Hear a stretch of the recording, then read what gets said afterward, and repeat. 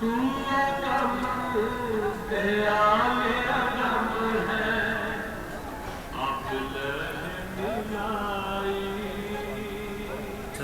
I'm at the Sikh Golden Temple in Amritsar. This was probably the main thing that I wanted to see in India.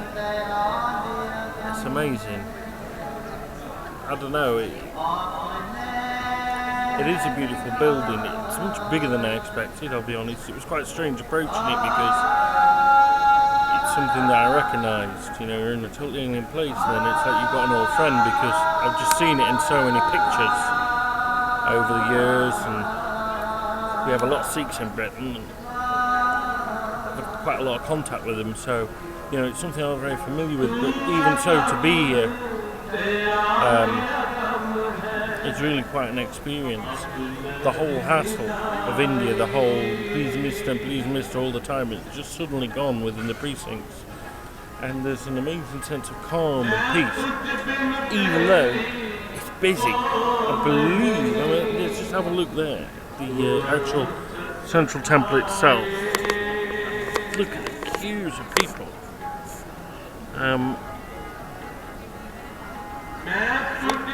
You know,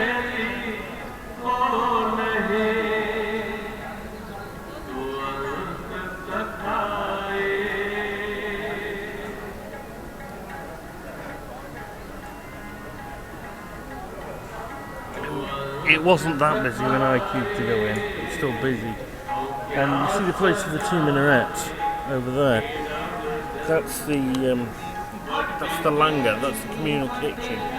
Part of the Sikh religion is that you provide food for people. And when I was in the last Gurdwara that I went, the Sikhism Gurdwara in Delhi, the guy explained to me why that is, and he said, you know, when you've got an empty stomach, you can't think of God. So the Guru says, fill your stomach, then come to God. And I think there's some sense in that. And it is quite beautiful because when you go in there, you just sit down and everybody's together. You're all in a line, and you know, I can be sitting next to some kind of beggar or a woman, which, you know, for example, in Islam is totally unthinkable. And your race, your creed, nothing matters. You're all equal. They say that the actual temple itself has 4 entrances because of the 4 castes. And Sikhism in many ways is kind of a prayer against the caste system. It's a prayer for equality. Although, of course, you know, most Sikhs marry according to caste, and in fact the Guru himself married his kids according to caste, so you know, it's still there. Yeah, the 4 entrants.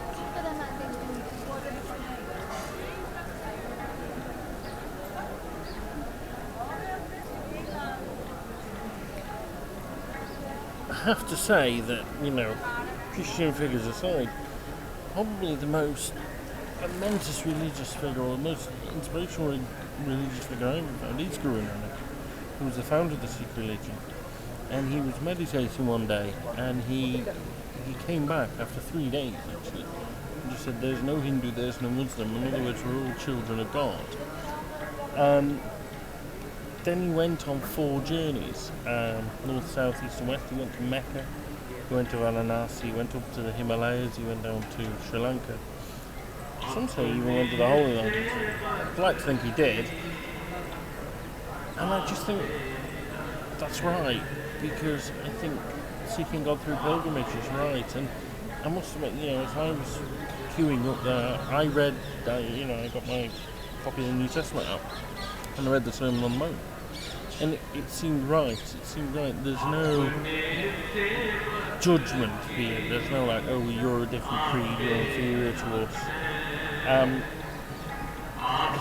It's beautiful. That's all I can say. And so I'm talking about. Very good.